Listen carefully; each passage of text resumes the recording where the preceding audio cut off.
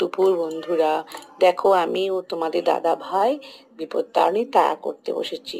দুব্ব পরিষ্কার করে 13টা করে দুব্ব নিয়ে তাগার মধ্যে দিতে হয়, 13টা গিট দিয়ে। তোমাদের দাদা ভাইও কিন্তু বিপত্তারিণী করেছে।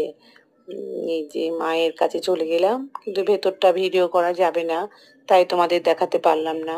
এই যে তারপর চলে আসলাম নাট মন্দিরে। এখানে ঠাকুর মশাই ব্রতকথা পড়ছেন আর হাতে তাগা বেঁধে দিচ্ছেন। আমারও হাতে তাগা বেঁধে দিলেন। আমি ঠাকুরমশাইকে দক্ষিণে দিলাম আর নমস্কার করে চলে আসলাম বাইরে।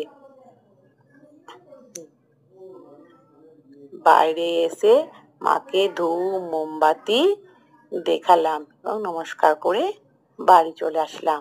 তোমরা কে কে বিপত্তারিণী করেছো একটু কমেন্টে জানিও।